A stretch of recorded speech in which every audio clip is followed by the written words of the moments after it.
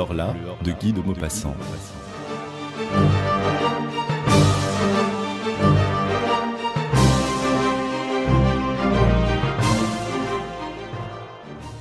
8 mai. Quelle journée admirable! J'ai passé toute la matinée étendue sur l'herbe, devant ma maison, sous l'énorme platane qui la couvre, l'abrite et l'ombrage tout entière. J'aime ce pays, et j'aime y vivre, parce que j'y ai mes racines, mes profondes et délicates racines, qui attachent un homme à la terre où sont nés et morts ses aïeux, qui l'attachent à ce qu'on pense et à ce qu'on mange, aux usages comme aux nourritures, aux locutions locales, aux intonations des paysans, aux odeurs du sol, des villages et de l'air lui-même. J'aime ma maison où j'ai grandi. De mes fenêtres, je vois la Seine qui coule le long de mon jardin, derrière la route, presque chez moi, la grande et large Seine qui va de Rouen au Havre, couverte de bateaux qui passent. À gauche, là-bas, Rouen, la vaste ville aux toits bleus, sous le peuple pointu des clochers gothiques. Ils sont innombrables, frêles ou larges, dominés par la flèche de fonte de la cathédrale, et pleins de cloches qui sonnent dans l'air bleu des belles matinées, jetant jusqu'à moi leur doux et lointain bourdonnement de fer, leur chant d'airain que la brise m'apporte, tantôt plus fort et tantôt plus affaibli, suivant qu'elle s'éveille ou s'assoupit. Comme il faisait bon ce matin. Vers 11 heures, un long convoi de navires, traîné par un remorqueur, gros comme une mouche, et qui râlait de peine en vomissant une fumée épaisse, défila devant ma grille.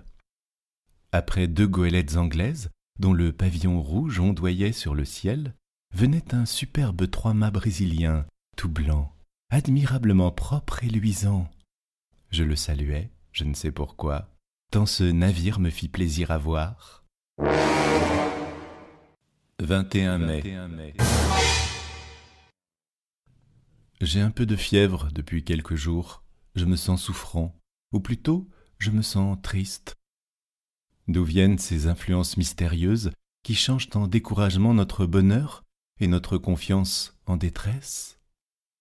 On dirait que l'air invisible, est plein d'inconnaissables puissances dont nous subissons les voisinages mystérieux. Je m'éveille plein de gaieté, avec des envies de chanter dans la gorge. Pourquoi? Je descends le long de l'eau, et soudain, après une courte promenade, je rentre désolé, comme si quelque malheur m'attendait chez moi. Pourquoi? Est-ce un frisson de froid qui, frôlant ma peau, a ébranlé mes nerfs et assombri mon âme? Est-ce la forme des nuages, ou la couleur du jour, la couleur des choses, si variable, qui, passant par mes yeux, a troublé ma pensée? Sait-on? Tout ce qui nous entoure, tout ce que nous voyons sans le regarder, tout ce que nous frôlons sans le connaître, tout ce que nous touchons sans le palper, tout ce que nous rencontrons sans le distinguer, a sur nous, sur nos organes, et par eux, sur nos idées, sur notre cœur lui-même, des effets rapides, surprenants et inexplicables. Comme il est profond, ce mystère de l'invisible. Nous ne le pouvons sonder avec nos sens misérables, avec nos yeux qui ne savent apercevoir ni le trop petit, ni le trop grand, ni le trop près, ni le trop loin, ni les habitants d'une étoile, ni les habitants d'une goutte d'eau, avec nos oreilles qui nous trompent, car elles nous transmettent les vibrations de l'air en notes sonores.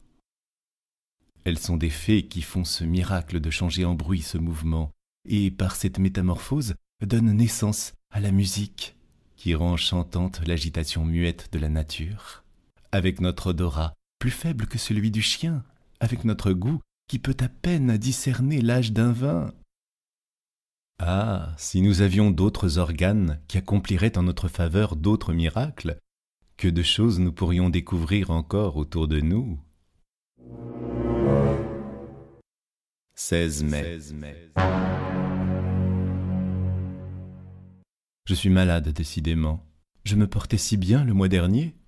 J'ai la fièvre, une fièvre atroce, ou plutôt un énervement fiévreux qui rend mon âme aussi souffrante que mon corps. J'ai sans cesse cette sensation